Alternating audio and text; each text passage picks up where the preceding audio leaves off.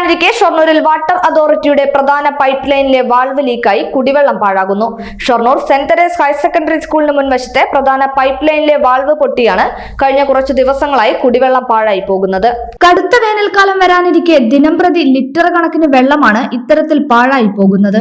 ഫെബ്രുവരി മാസം ആദ്യവാരം തന്നെ സംസ്ഥാനത്ത് കടുത്ത ചൂടാണ് അനുഭവപ്പെട്ടത്. ഈ സാഹചര്യത്തിൽ ഫെബ്രുവരി മുതൽ മെയ് വരെ കടുത്ത വരൾച്ചയും രൂക്ഷമാകും. പൈപ്പ് ലൈൻ പൊട്ടിയ വിവരം നിരവധി തവണ പ്രദേശവാസികൾ ഷൊർണൂർ വാട്ടർ അതോറിറ്റി അധികൃതരെ അറിയിച്ചെങ്കിലും യാതൊരു നടപടിയും സ്വീകരിച്ചില്ലെന്ന് ഷൊർണൂർ നഗരസഭ വാർഡ് കൗൺസിലർ പ്രവീൺ കുഞ്ഞുമോൻ പറഞ്ഞു. വാട്ടർ അതോറിറ്റിയുടെ വാൾവ് തകരാറിലായിട്ട് ആഴ്ചകളായി വാട്ടർ അതോറിറ്റി അധികൃതർ യാതൊരുവിധ നടപടിയും ഇതുവരെ എടുത്തിട്ടില്ല. പലതവണ അല്ലെങ്കിൽ ഉദ്യോഗസ്ഥരൊക്കെ കണ്ടിട്ടുണ്ടാവും അവിടുത്തെ, പക്ഷേ യാതൊരു നടപടിയും ഇതുവരെ അവരുടെ ഭാഗത്തുണ്ടായിട്ടില്ല. ഇനി വരാൻ പോകുന്നത് രൂക്ഷമായ ചിലപ്പോൾ വെള്ളത്തിന് ബുദ്ധിമുട്ടുള്ള അവസ്ഥയിലേക്ക് പോകണം.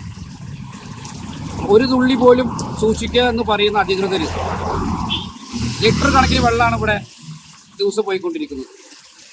അപ്പോൾ ഇപ്പോൾ വന്ന സമയത്ത് ഇതിലേ പോകുന്ന വഴിയിൽ പോകുന്ന ഒരാൾ ഇവിടെ കയ്യും കാലും കഴുകുന്ന അവസ്ഥയാണ് നമ്മൾ കാണാൻ കഴിയും.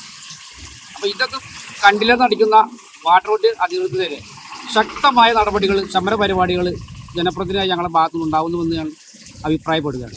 കടുത്ത വേനൽക്കാലം വരാനിരിക്കെ ഇത്തരത്തിൽ കുടിവെള്ളം പാഴായി പോകുന്നതിനെതിരെ എത്രയും പെട്ടെന്ന് നടപടി സ്വീകരിക്കണമെന്നാണ് നാട്ടുകാരുടെയും ആവശ്യം.